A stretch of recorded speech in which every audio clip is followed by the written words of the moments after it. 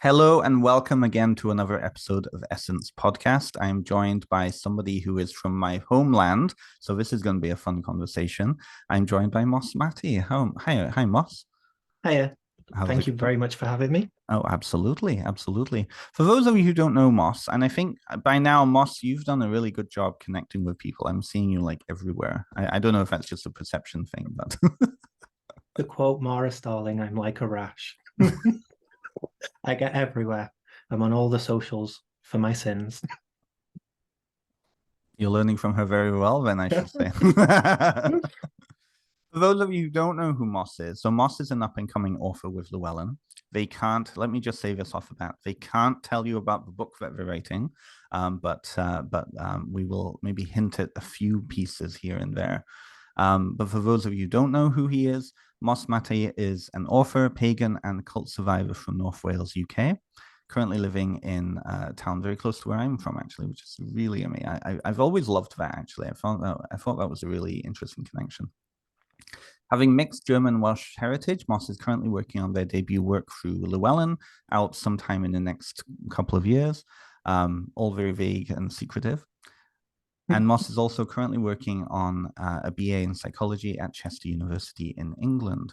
To find out more about him and his work, you can visit www.mossmatty.com, and I'll place those socials down in the description here. So again, welcome to the show, Moss. No, again, thank you for having me. It's Absolutely. really lovely to be here. Oh, And again, absolutely. lovely to talk to someone from so close to my home too.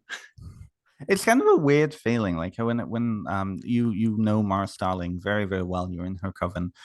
When I first started talking to Mara, it was bizarre for me being away for 30 years, almost 30 years from that area, to suddenly be connecting with other pagans in that region. So it's kind of, you never know kind of who you're going to meet in life, right? True, and it's really lovely. So the pagan scene seems to be really booming here at the moment. It's really lovely to be able to be a part of that and to visit those in-person events and connect with everyone online as well. It feels like the community we have is really thriving, and I'm really appreciative of that. You're becoming a big part of that community over there. I mean, we've talked about speaking events and privately, but you've been really pushing going and speaking at various different festivals. I think in the past year alone, you've probably done like at least 20 that I know of, thinking about That might be generous, it. Between but 10 and no, 20. Yeah. yeah, no, it's really lovely. It's lovely to get the opportunity to meet so many new people and to share a little bit of that stuff I'm passionate about, Mm. um, and really do that on the ground with people as well, and to learn. I think that's one thing that I've come to really appreciate from attending events is not what you bring to it, but what you take away from it. And without fail, I will come away learning something from someone that I would never have thought of. And I think that's a really lovely thing and highlights the value of that community. Mhm. Absolutely. Absolutely. And again, you never know who you'll come across. You'll never know who you'll meet, even in casual situations, right? Yeah. Absolutely. I think my favorite story is actually my partner, Brett, Witch of Salopia. We were at Witch Fest Midlands. We're actually going this weekend again, but this was last year. And we were just walking around the stalls, browsing, and I looked over my shoulder, and Brett had just turned around and almost jumped out of his skin because Ronald Hutton was just right behind him. And then I turned around just to watch them in conversation. I was like, "Oh my goodness, it's Ronald Hutton!" And that was one where I had to try and sneak a selfie.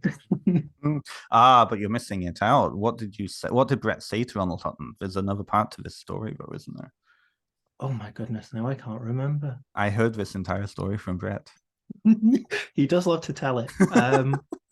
Oh, you'll have to get him on to share it then. Well, so Brett, which Slopia is also coming on the show in a couple of weeks' time. I think in like 3 or 4 weeks' time. So I'm gonna put a little note on there, to ask him to tell the story. Because if I try to say it, of course, I'll ruin it, and you know. But it's a good part of the story. It's a very good part of the story. I have a goldfish memory. It's the ADHD in me. But no, there's a little teaser. You'll have to come back in a few weeks.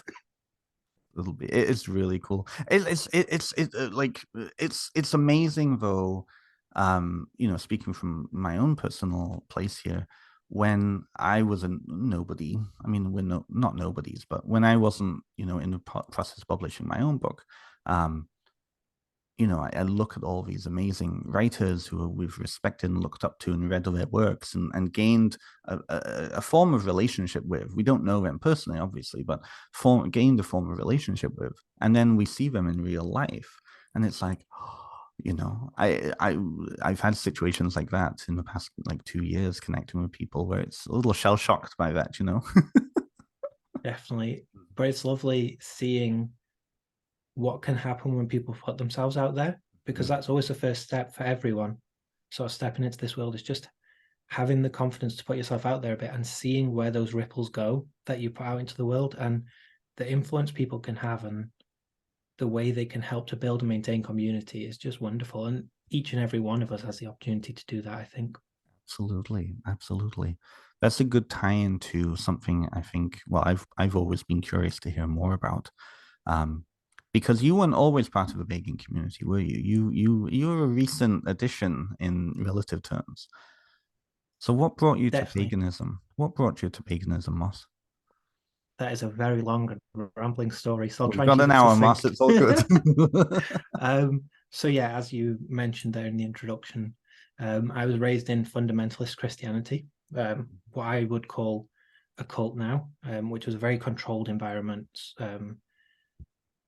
And from that, I've ended up in the very free and very, very wonderful world of paganism. Mhm. So the group I grew up in were very homophobic, didn't tolerate people being gay at all, any LGBT individuals, anyone who wasn't cishet essentially was demonized. And knowing I was gay from a very young age, it was essentially torture. And it took me a very long time to come to terms with that and be able to accept who I was, because the way it's set up, and again, the reason I refer to it as a cult is that it leverages sort of your social sphere against you. So being raised within that fundamentalism, I wasn't allowed to have any friends, any after school activities, anything like that outside of the group. It was very restricted association. And so I was entirely dependent on them for my entire social network. I worked for people within the group. I only ever met people within the group, and everyone outside was completely villainized. No one outside the group was happy. They were all evil, under the control of the devil, all that good stuff. So when I started to realize that wasn't something I could realistically be a part of and do, the options were really not great, because they practice an active shunning. So if you ever leave, everyone you know, the people you work for, those people you call your best friends, the people you've grown up calling auntie so-and-so, uncle so-and-so, they're gone overnight, instantly. You're cut off. It's mandated. If they don't, they'll get kicked out and shunned too. So that was quite a difficult process. The thing that really tipped me over the edge was realizing that if their teachings were true, because they're a bit of a doomsday cult, and there's going to be this imminent apocalypse so that those within the group can live happily forever, then it means everyone else has to die. Everyone else will be genocided in this massive event. And I couldn't reconcile that. How could that be right? How could that be a loving thing? So it wasn't actually my sexuality in the end that got me out. It was that core tension between what I was told was a loving thing and couldn't reconcile as a loving thing. So I battled through that. Took a long time. Managed to get myself out. Ended up with no community, no anything. Over time, thankfully, some of my family, after a little while of shunning me, also came around and stopped shunning me, which is nice. But that took a while. But through all of that, I started to make new friends, reach out. One of the friends I made is now my fiance, Brett, and he introduced me to the world of witchcraft and paganism. Okay. And actually, it was really strange because to start off with, it was really frightening to me. I'd been so heavily indoctrinated that all this was evil and terrible that one of the first forays into it, a little way of gently dipping my toes, was to visit a metaphysical shop, a little witchy shop. And I was terrified crossing that threshold. This was everything that I'd always been told was satanic, that if I ever set foot, I'd get possessed and all the other horrible things would happen to me, and that everyone in those spaces was just a terrible, terrible person. And I walked in there and I've never felt more loved. I've never felt more at peace and free and just accepted as who I was. And so to see, again, that stark contrast between everything I'd been told and the actual reality of the situation was really striking. So I went a little bit further, started to attend some moots, started to really immerse myself and resonate with all those things I was starting to learn. I went to some moots hosted by Mara, actually, and a few open rituals too. And that's sort of how we met and started to form our coven. Okay. And it was that accepting and free nature of the space that really resonated and gave me that sense of connection. And to me, I think that's what witchcraft and paganism ultimately, when you boil it all down to, is about, is that idea of connection, of Absolutely.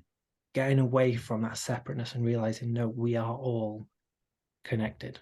And there's a great freedom in that, paradoxically, which is really lovely. And that, in shortest of short, with lots of details omitted, is the broad strokes of my journey into paganism and witchcraft.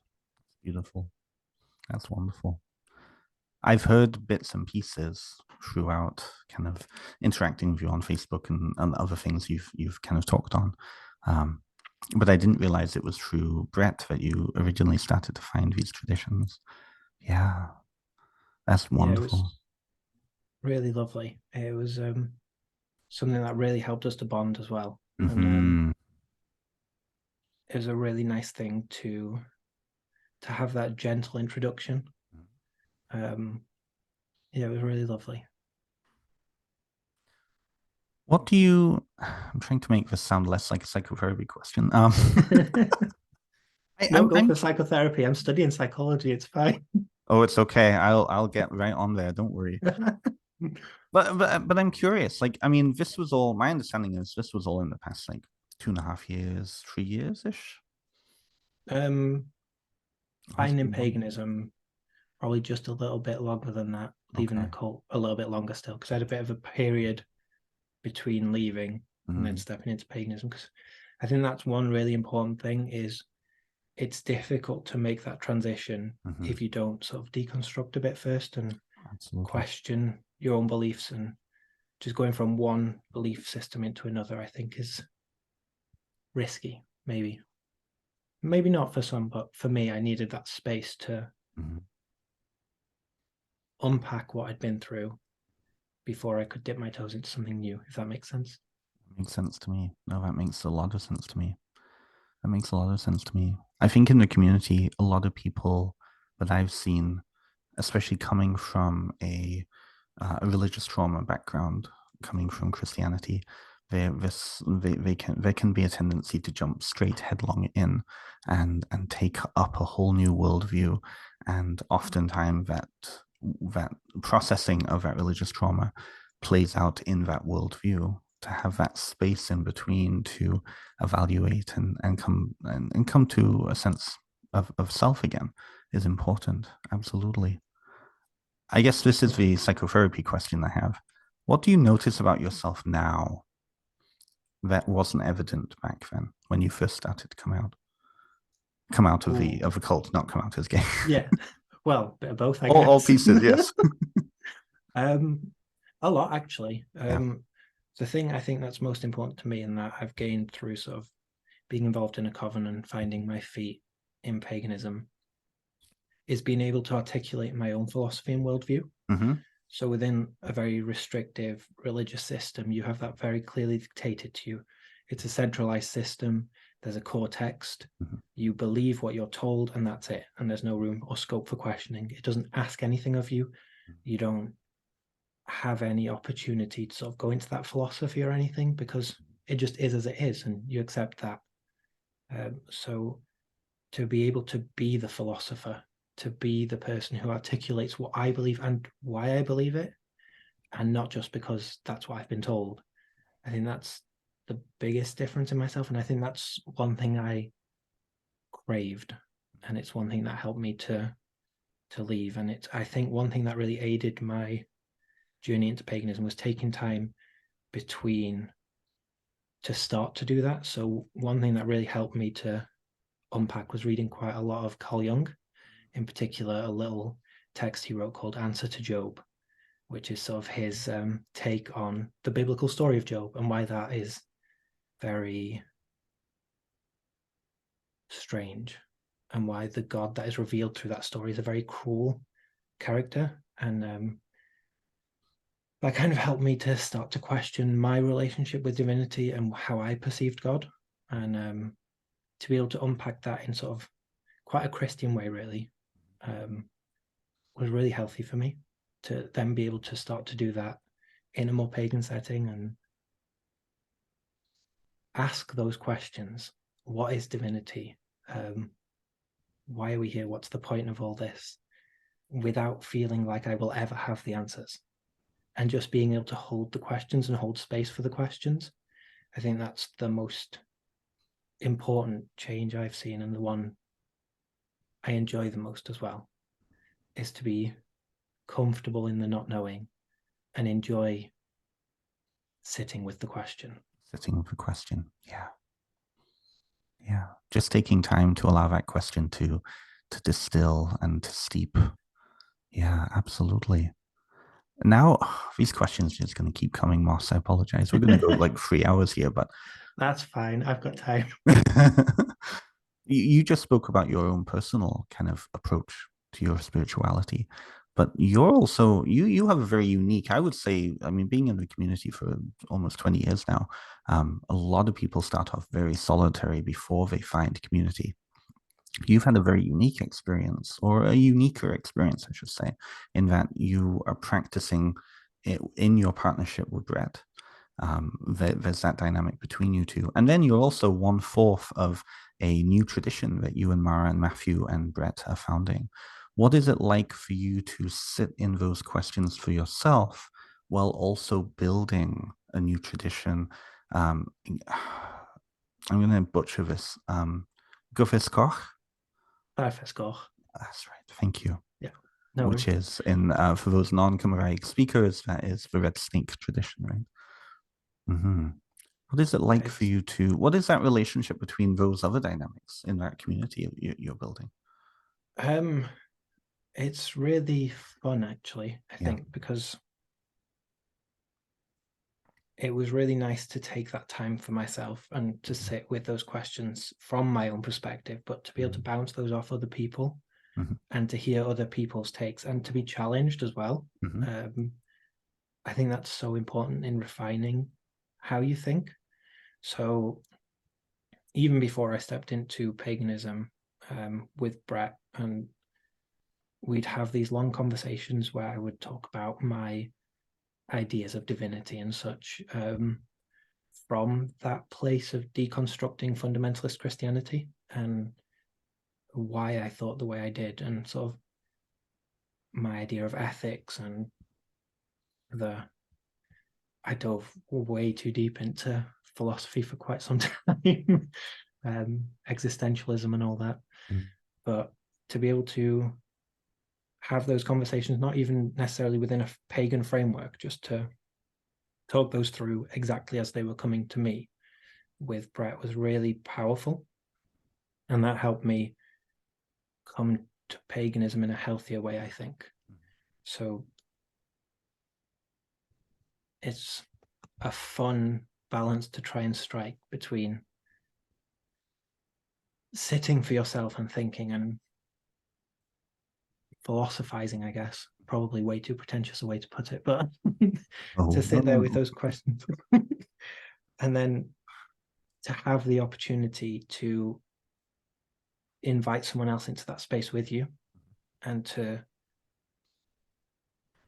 hear their take and allow that to challenge yours and to be open to that, I think is a really refining process. And it helps you to recognize those things that do truly resonate with you, that you're holding on to even when challenged, because they matter to you and they're part of you on that fundamental level, but also helps you recognize those things that do change and evolve over time, and then bringing that into sort of a more coven setting. That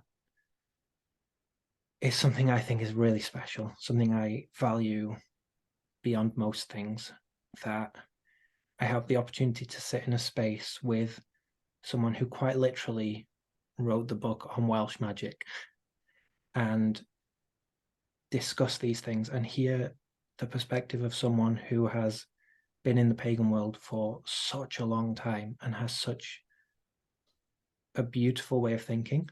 And then to have that discussion with all of us and articulate how we think, because the reason the coven works, the reason it is working, because it's very strange to have a coven of folk witches, but it works because of that shared philosophy, and it's because we have these conversations, and it's through having these conversations we realized this was something we could build, because we came from that similar foundation. So one of my favorite experiences of recent times was attending a workshop with Christopher Hughes of the Anglesey Druid Order about the Anglesey Druid Order's ritual practice and their philosophy of ritual, and to hear that articulated and sort of the way they came to that was really exciting and fascinating, because it's very similar to kind of what we do of sitting, of letting those questions be, of responding to them through the lens of the Welsh cultural continuum, and of understanding how we can answer the questions that raises through sort of the magical framework that we subscribe to, which is, again, a very pretentious way probably of answering that. Very long-winded, but it definitely introduces those different dynamics and allows you to refine within different contexts. Absolutely. There's a lot of, just thinking about your cover, what I know of it anyways, there's a lot of different lenses too that you all bring. I mean, you bring not only the Welsh language and Welsh cultural perspective to it, but you also bring the German perspective. All four members, I don't want to out anybody here, but I mean, you've all been very, very vocal about this. You're all queer in some way, right? You all have that experience of living in borders, whether it be liminal spaces by the seaside or literally in the borders between England and Wales there. I'm curious then, what do you notice about the commingling? You said it's very interesting to have a coven of folk witches. What's interesting about that? You said you almost said it sounded like it was like it's a weird thing, it's an abnormal thing. What was that? It's really interesting. So there's a few members we have as well who aren't quite as visible, I guess, on social media and such, who bring really lovely insight as well. But there's a lot of sort of frameworks that exist for example, a Wiccan coven. If you were to find a Wiccan coven, you have a sense of sort of the ritual structure and such that entails, or perhaps a traditional witchcraft coven. There are literal books written on the ritual structure, the coven hierarchy and such within those traditions, but with folk witchcraft, it's usually quite individualistic and very cultural, so it's rooted in sort of where you are. And it asks quite a lot of you, because you have to go to the folklore from where you are, to the land spirits, to the history, the traditions, the things that make you who you are and that resonate to you on that cultural level. And then you have to synthesize from that something that works for you as a practice, and draw on the things that have always worked, but also the things that work for today. Because I don't personal opinion, I don't think it's really possible to reconstruct a practice, but you can definitely reinvent something drawing on that source material. But to have the opportunity to do that with other people, I think that's something quite special. It takes being in that similar mindset and having that similar appreciation of culture and history and folklore and all those rich streams we can draw on. So while you can avail yourselves, and we do avail ourselves of the things that work within other traditions, the ritual structures and such that have worked for witchcraft for such a very, very long time, it's being able to add that cultural nuance to it and add that philosophy. Because I take within a lot of traditions, you have the concept of the god and the goddess, and that immediately locks you into a certain philosophy of divinity. If you approach a tradition, it sort of is that quite soft polytheistic, all gods are embodied by the god and all goddesses are embodied by the goddess to a point. Obviously there's room and nuance within that, but there is a philosophy integral within that structure. And to be able to step back and go, okay, but what is our perspective? What's our philosophy? And how can we incorporate that into our tradition is really nice. But again, it does ask that something of you. You can't just go, okay, here's something that exists, we'll do this wholesale. You have to make space for those questions. You have to have those conversations and then incorporate that into your shared practice as well. Absolutely. That consensus building process. Yeah, absolutely. I have to ask this. I'm not asking you to, spill the tea, but I'm curious then, in those moments of conflict, because in any consensus building process, there will be moments of conflict. What have you learned about your own practice through those points of conflict, would you say? a lot. So those moments are not as frequent as I was expecting, I guess. And I think that says a lot about sort of that shared framework we come from as a wider group. But it also, I think, helps to have someone with a lot of experience who's willing to serve as coven leader. So having someone who can then build these things into a workable tradition, I think that's an essential part of it. At a certain point, you've got to go, okay, well, this is what works, so it works. And then figuring out within my practice why that works. But I think with a coven, the coven practice sort of becomes your practice, especially when you're working together very regularly, which we do. And so a lot of our group work ends up being what I do, because it works, and it works for all of us. So it is something that asks a lot of you and teaches you a lot. And I think the biggest thing it's taught me is to learn from others and to accept the perspective other people have is so powerful and filtered through everything they've been through. So I bring my experience into everything I do, but to have other people who have such drastically different backgrounds, who have their perspective informed by all that, and being able to draw on that and incorporate that into my practice as well, that's something I do really value. What I heard in there, the structure is a facilitation versus a by rote, thou shalt follow this or else, right? Yeah.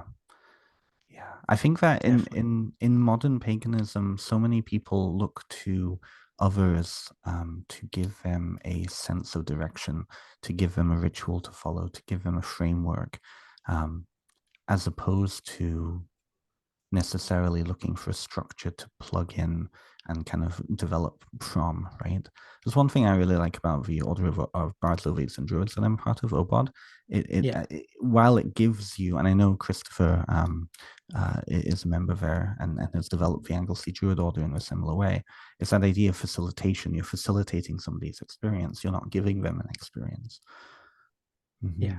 Yeah, it sounds like a very similar approach within your coven. Yeah. yeah. And I think it's a way that works for us to do things, Mm-hmm. and a way that sort of resonates with us. And um, it grew out of a lot of conversations over a long period of time. But all of those other traditions work too. And I think that's one thing that I love and have deeply incorporated into my own philosophy is all of these things work. And it's about figuring out why it works for you. Yes. And which parts of it work for you. And so while I love practicing the way I practice, I also love everyone else practicing the way they practice. And one of my little bugbears is, I think it comes from fundamentalism. When people go, no, this is the way to do it. This is the way. Um, as if there is one way. Mm-hmm. And I don't believe there is. And I Mm-hmm. don't think we should police anyone's practice. So if someone finds a structure that works for them, that is exactly as it is, and they step into that and it works and it resonates, that's brilliant. That's phenomenal. And there's so much power and magic in that. But if they want to dig deeper, they want to start to sort of build a philosophy, question that on a deeper level and change things, that's great too. And that will work really powerfully as well. But there are so many different traditions, and I've yet to find one that doesn't work. It's true. No, it's true. Yeah. That by very definition, a tradition doesn't survive if it doesn't work. That's what I've noticed. No, absolutely. Yeah, absolutely. It's just been plugging into those traditions, finding a way to be introduced and to feel that trust. You know, one of the core components of your group, by the sounds of it, is that level of trust individually with each of your members. Yeah, Yeah. definitely. And it's finding a way, I guess, when you boil it all down, these traditions, most of them are invoking an underlying mythology. Mm-hmm. And it's a way of making that mythology play out in your life, Mm-hmm. Mm-hmm. and understanding how it's playing out in your life and why it resonates to you. And I think that's a really powerful thing, just letting those stories continue to live. Absolutely. Absolutely. I make all sorts of assumptions when it comes to fundamentalist Christianity, especially the group that you were part of, but also knowing that in Wales, a lot of the old Welsh stories are not told unless you're in Welsh schools or Welsh immersion schools, right? Most of the schools when I was over there and when my niece was growing up, she'd never heard of Olwen and Branwen and Bran the Blessed and all of the figures from Imad Benogi. I'm curious for you coming into this tradition, which is so heavily focused on Welsh figures. Were you aware of them when you were growing up? Were they part of? I mean, you come from a Welsh speaking background, so I'm curious. What was that? How did they figure into your growing up? I got lucky actually. The Welsh language helped me a lot. So when we moved over here from Germany, my parents decided they wanted me to go into Welsh school. So um, I sort of joined very late into Welsh primary school. And as you say, that's baked into the Welsh education system. You cannot go through that and not be involved with those myths in some way. So I was part of the Eisteddfod yr Urdd Mm-hmm. from primary school, taking part in that cultural festival every year, which was really lovely. Exposed to these myths and stories, not necessarily on a very deep level, but certainly enough to be familiar with them. So like with the Eisteddfodau, it was druids running them, Christian druids, but well, especially the National Eisteddfod and such. And it is good the Gorsedd the Babe, which is really lovely. And because it was all in Welsh, and the fundamentalist Christianity I was a part of was English, that link was never kind of made, and so I was never cut off from it. So that's kind of one thing where I got lucky. While I couldn't be as involved, so for example, I wouldn't be allowed to go to camps and such. Right. When it was within school time, and we were maybe going on a school trip to the Eisteddfod and performing, and it wasn't a social activity as such, that was something I was able to get more involved with.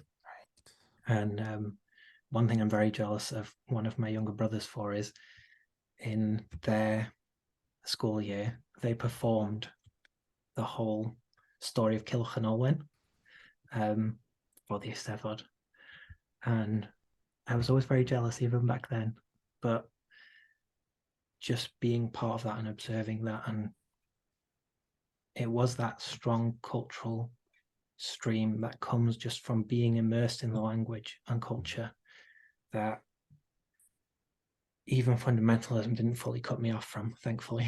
And I think that definitely helped in leaving as well, having that appreciation for mythology, for culture and cultural values was something that helped me to acclimatize into paganism. Absolutely. A little easier. Absolutely. You've had a long relationship with these figures then. Yeah. For over 2 decades. Yeah.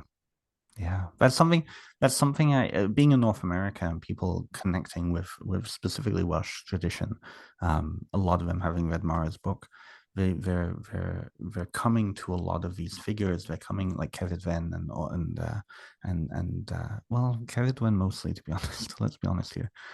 They're coming to these figures not having had that cultural connection, and so for you to have had that cultural connection before paganism, it's actually really unique. That's a very interesting thing. How did paganism change them for you, do you think? It definitely adds another dimension to it and gives you a greater appreciation. So I had family that lived in Bala as I was growing up, so I'd be there quite a lot at Llyn Tegid. In fact, my family were part of the sailing club there, so I'd be on the waters of the lake and such. Beautiful sailing in Llyn Tegid. Exactly. So it was really nice to be there at the physical location and to know the stories, but that was it. It was interesting, but it didn't mean anything deeper. It was only stepping into paganism and realizing that there was more of a symbolic meaning behind these tales. It wasn't just something interesting and amusing and entertaining, that it mattered on a more profound level.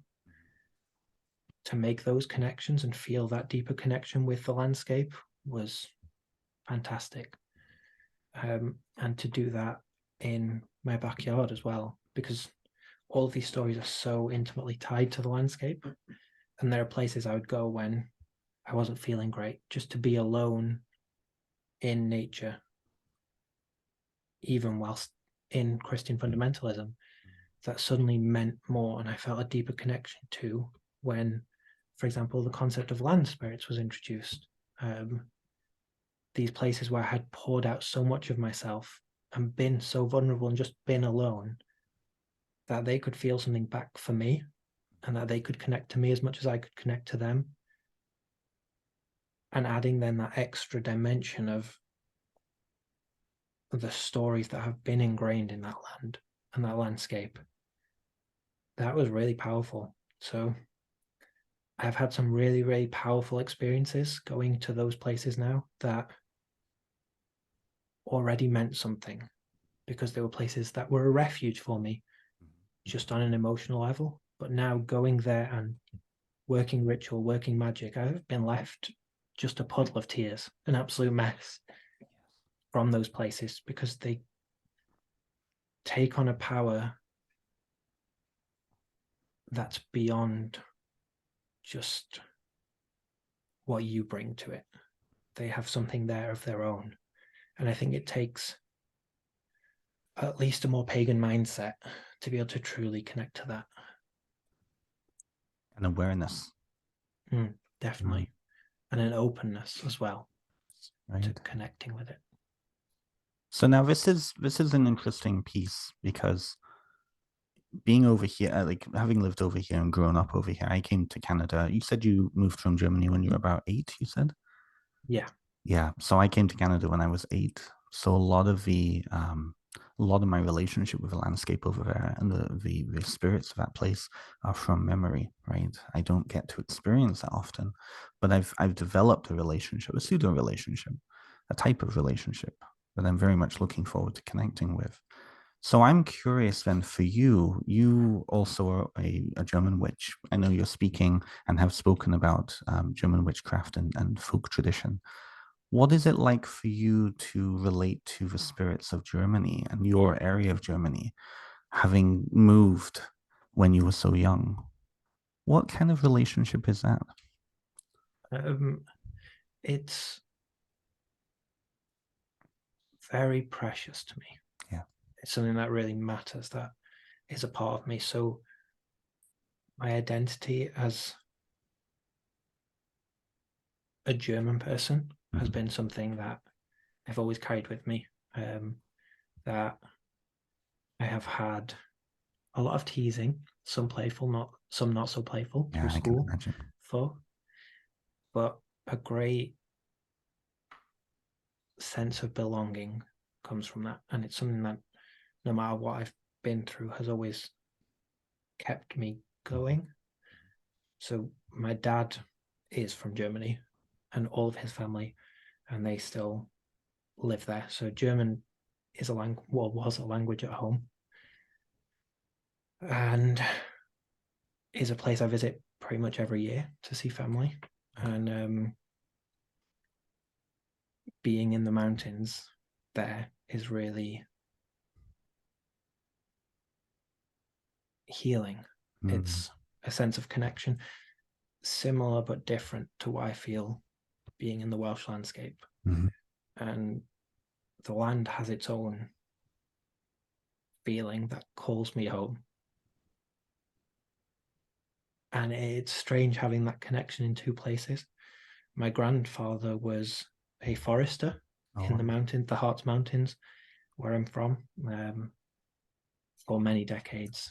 And as a child, I would be taken up through all the landscape, walking the forests. My dad, being East German, would teach me how to forage for mushrooms and the like, because obviously with East Germany being under communist rule, food rationing was in place and such. So it was a cultural thing. People had to learn how to supplement their diet if they wanted anything extra.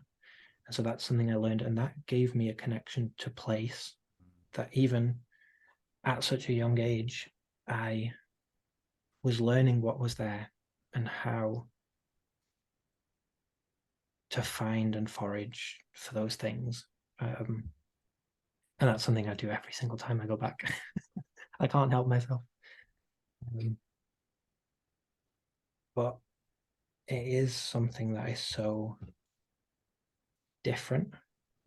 And so the magical systems as well, now that I'm more into paganism and have tried to at least educate myself on historical magical practice in the area I'm from and how that ties into that landscape, which inevitably it does, I think, in any magical system. Seeing the differences in magical systems between Germany and Wales is also really interesting. And seeing the commonalities too. I love seeing the commonalities, especially inspired by the grimoire tradition. Oh, yes. But it's definitely harder to connect when you're further away. And it is something I feel calls me home. I need to go there. I need to be there. And I treasure my time there. it will always be a part of my home. Absolutely. And honoring all those aspects of your identity, I think, is a really important thing. And it's something that, again, paganism gives you so powerfully, that we have our heritage, our ancestry, our culture, our folklore, all these different streams that inform who we are. Mm-hmm. And each and every one of them, paganism gives you a way to connect to more fully. Mm. And I think that's really powerful.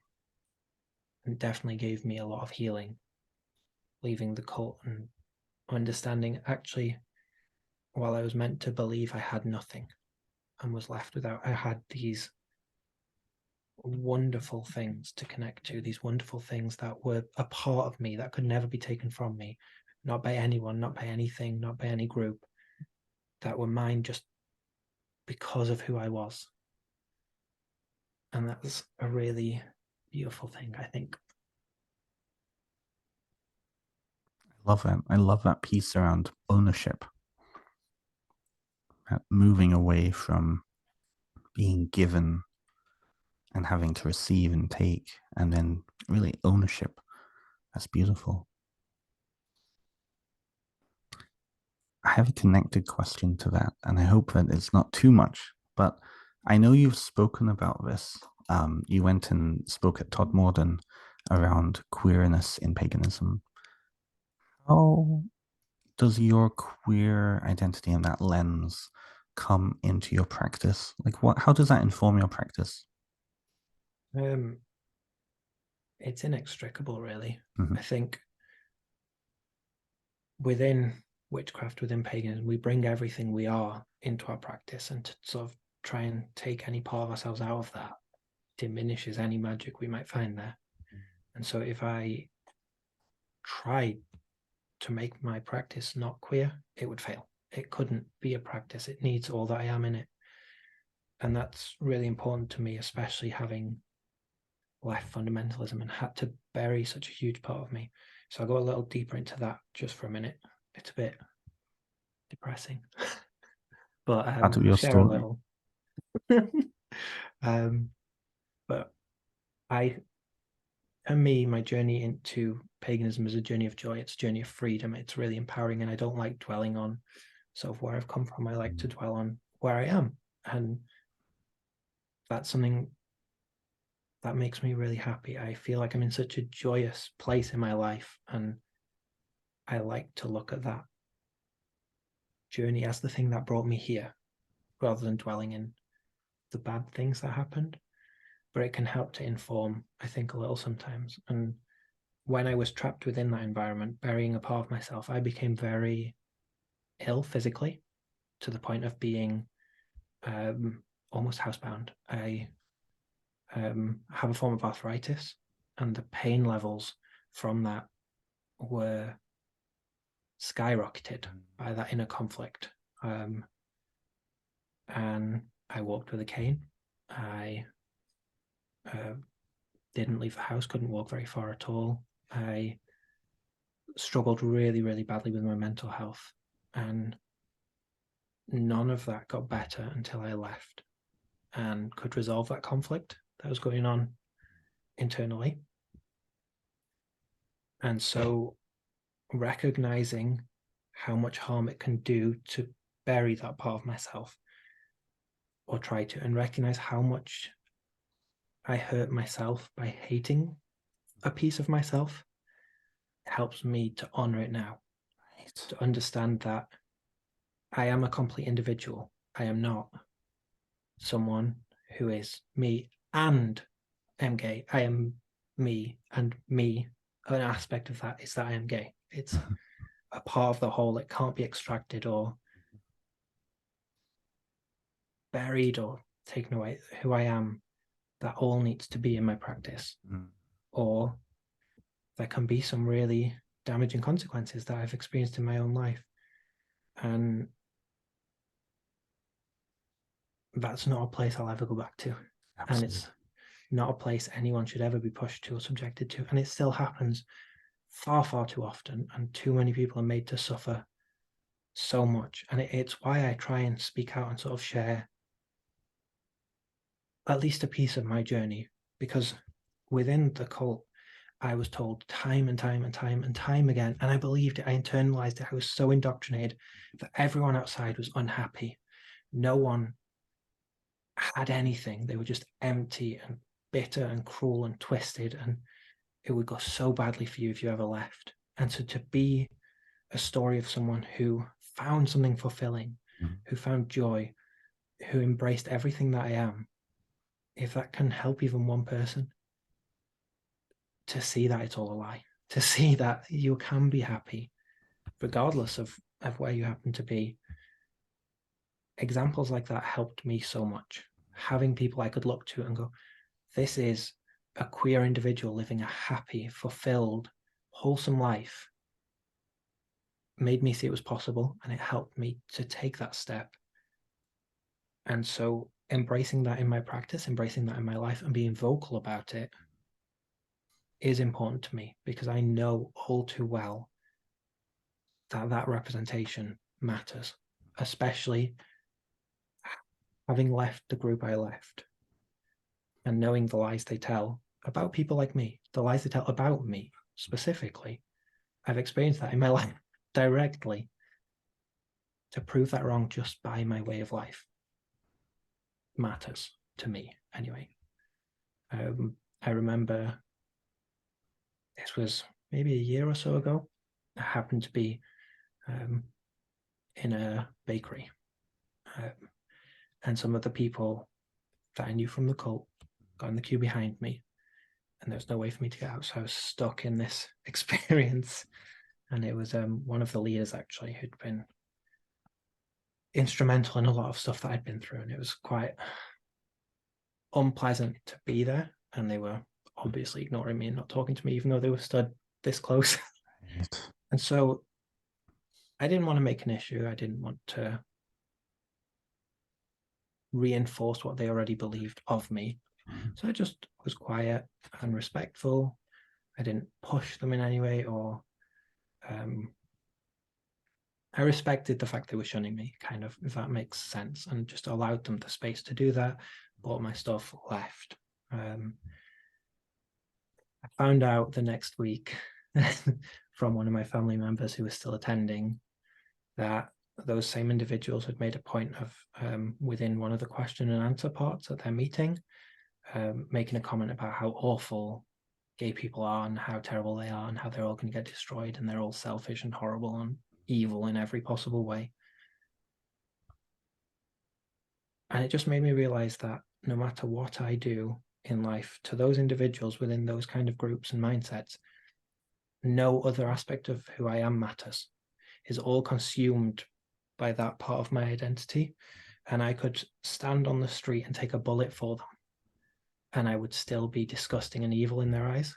Of course. And yeah, what's the point then in diminishing any part of myself for their comfort if it's not going to work anyway? Not that I'd want to do that or recommend that to anyone, but if you try and gain the approval of people who cannot accept who you are, who cannot accept your identity, you will never gain it.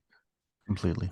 By virtue of who you are, by virtue of your identity, you've already lost. So shine brightly. You're not going to manage. Just let it be. Absolutely. Be who you are and screw them all. Absolutely. Absolutely. I really, first of all, thank you for sharing that. Thank you for sharing that. I've heard you share bits of that in other venues and others and other parts. And I always am struck by how brightly you're shining with it. I had a very similar experience when I was growing up in Canada here. When I came out, I was the only gay kid in my town, kid in my town. There were 18 churches. One was a very evangelical missionary church.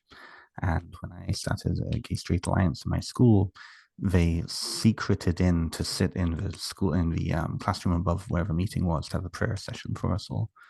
I know that they had brought, the one time I went to the church for their youth group, because I had been invited, it just so happened to be an anti-gay preacher to come and speak. And what I struggled as well, because being an outsider, having an accent, all of this, right, and being shunned and being told, like, stones thrown at me too, right. It was that very much that case of I need to shine brightly. What I came to realize is that no matter who we are, and I've heard this from other people too, they come to the same realization. No matter who we are, it doesn't matter, because it's never actually about us. It's about, especially in group mindsets like that, reinforcing the narrative for those who are inside that narrative. So, of course, you have to be the evil, horrible, homosexual, sinful gay person who is, just being awful, because then that tells them in the group that they're justified in shunning you, right? Yeah. And it closes that door to anyone else leaving, because it reinforces to them, you must bury this part of yourself. These people outside, these people being who they are, accepting themselves, they're not actually happy. They haven't got anything going on.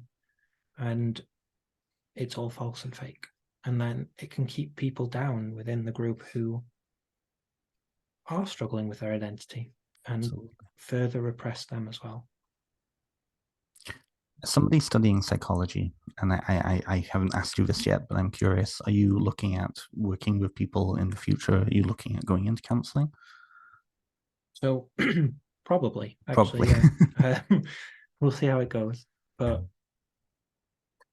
one thing that I'm passionate about and that matters to me is when you leave a group that has such a profound impact on you, that is so controlling, it leaves scars and it hurts. And whatever you want to call it, spiritual abuse, whether you want to identify with it as a cult or just a controlling religion, or just a bad experience of religion, it leaves scars and it hurts. And there's not that much education around that within psychology. It's not something you really learn when you're doing a degree or anything. It's something you need to have experience of yourself, I guess. So one thing I've experienced going through therapy myself is the advice to engage more with your religion as a way to heal and to manage your mental health. So attend the services, engage with the community, that kind of thing, because religion could be a really positive experience, except in some instances it isn't. And education around what happens when it isn't, and combating the shame that someone might go through for having been in that situation, is lacking. And for myself, when I left, and I know for many, many others, because I've been members of different communities of people who've left these controlling environments, having someone to talk to, someone qualified to talk to, who's been through it and understands, and isn't going to give you the advice of, engage more with your religious community, or doesn't understand what that experience is like. I think it's important to have someone who can bring that understanding. And that's what I would like to bring. I'm really pleased that you clarified that, because when you were saying it the first time, to engage more with the community and whatnot, the therapist inside of me was like, ugh, because that is so counterintuitive to what really needs to happen, right? Absolutely. Absolutely. What would your advice be to somebody who is leaving Christianity right now, or any sort of controlling form of a tradition like that, and looking into paganism? You've given some hints here and there of your process. What would you say from perhaps a more professional point of view? What would your advice be? I think the most important advice I can give is don't rush. As counterintuitive as it might seem, controlling religious practices are designed to have consequences if you leave. And knowing that, plan your exit. So, for example, the denomination I left has really intense and rigid shunning practices. And so I tried to make that a little easier by making friends outside before I left. So using social media and such to make some contacts covertly. And don't be upset if you have to use deception, because you have to do whatever you have to do to keep yourself safe. And so, as much as it might seem difficult, stop, plan, and make your exit as soft a landing as possible. And try and create a structure, because in some instances, you'll lose your career, you'll lose your entire support system. How are you going to survive in that instance? Make sure there's some kind of framework in place. And don't feel guilty. Don't feel shame. It's one thing I struggled with for a long, long time. It's that idea of, I was taken in by this. How stupid must I be? How can I ever trust my own judgment again? These indoctrination systems, these high control groups, are designed to prey on you. They use psychological tactics to indoctrinate, to create fear, to create obligation, to create guilt, to stop you researching outside of it. You are not to blame for what happened to you. You're a victim of something that is designed to gain control over you. And that is never something to be ashamed of. The strength it takes to leave and get out of that is overwhelming, and very few people will ever manage it. The fact that you have been able to get out of that, or at least are taking steps to get out of it, is a cause for celebration, not for shame. You have done something that takes phenomenal strength. And that is something you should celebrate and honor in yourself, as difficult as it might be. And some days it might not feel like it at all, but you are creating the life you deserve. And there's absolutely no shame in that. That's powerful. That's really powerful. I have a million more questions for you, Moss, but we're already over time. So I want to first of all thank you for coming on. This has been delightful. I am so looking forward to hanging out with you in person next year when I move home. I'm really looking. Oh, we haven't even mentioned Salem yet. I was just going to say. So, sorry, I'm jumping the gun. Tell us about Salem, because that's happening in almost 2 months now. Yeah. So I want to thank you again for inviting me on, because this was one of the reasons you've given me this space to talk to you. So thank you very much. But it's really exciting. We're both presenting, aren't we? We're both presenting, yeah. The Salem Witchcraft and Folklore Festival in August, which is really exciting. And it's another opportunity for me to honor that part of my identity, that German side of my identity, talking about German folk magic and some really fun parts of that. I'll give a little teaser, a little spoiler, because why not? So one thing I'm really excited to talk about is there's a little tradition in the area of Germany I'm from of a familiar spirit, but in particular, a dragon familiar spirit, which within my research up to now is quite unique. And I'm really excited to share a little bit more about that. Oh, that's exciting. That's exciting. So you're, I think you're on, is it the Saturday that you're speaking on? Or Thursday, I think it is. The Thursday, okay. Yeah. So the Salem, I always screw it up. The Salem Witchcraft and Folklore Festival is happening it's a week-long festival. We have some amazing speakers. Quite a few of them are going to be on my show just because. We have Brandon Weston coming on. You're here. Brett is going to be coming on in a few weeks' time. I also have Matthew Venus coming on at some point, I think in like 6 weeks' time. So quite a few of those people are going to come on and tease us about some of the things that they're speaking about. I'm really looking forward to it. I'm going to put the link to that down below as well, so people can connect with that. In the meantime, though, you've got a busy schedule. You said you've got something coming up this weekend. Where are you coming up this weekend? Well, I'm not actually speaking myself this time, which is nice. But you'll be speaking crowd. Yeah. But it's Witchfest Midlands, which is really nice, in Stoke-on-Trent, I think it is. So Mara will be speaking there, Ronald Hutton will be speaking again, which will be really lovely.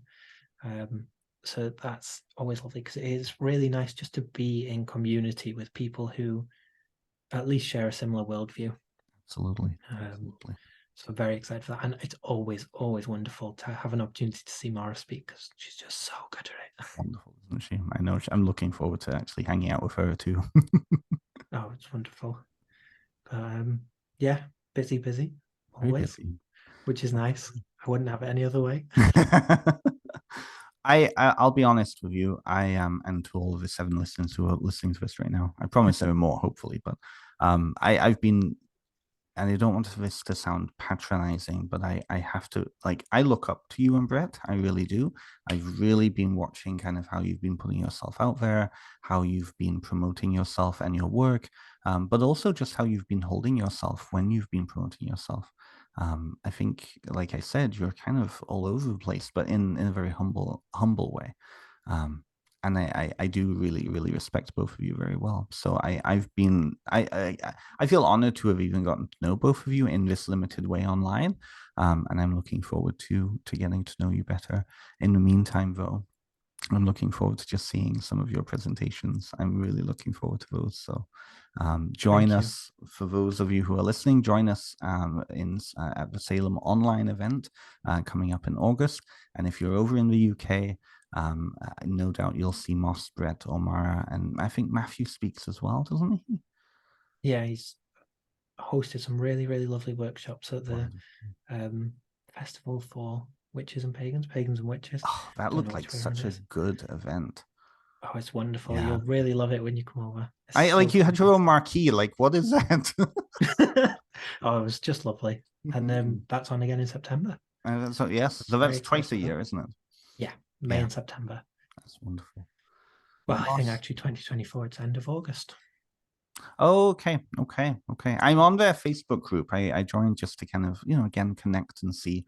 And I think that's a newer one. They've only been doing it for a couple of years now, I think, haven't they? Yeah. A really vibrant and lovely community there. And that's again, beautiful. Just that lovely feel to it. All of the comments I saw said that not only people were enjoying your Coven's events, but just the whole guest list looked amazing. So I'm going to stop because we're just going to continue. But Moss, thank you so much. Thank you. No, thank you very much for having me, and it's been a real delight. For those of you who are watching, who do I have next? Let's see, who do I have next? So next time I have Aaron Maza. So for those of you who were listening past couple of weeks, Aaron had me on their show a couple of weeks ago. And so I'm going to have Aaron now in the hot seat. So that will be next week. And if you want to find out who else is going to be on my summer series, just go to my Facebook page or my Instagram or onto the Essence podcast page on my website, www.benstimson.com. I'm going to put Moss's information down below. Go and give him a like and see what else he does. And do share widely. Thank you for joining us today. And wherever you are in the world, I hope you're having a wonderful day. Bye now.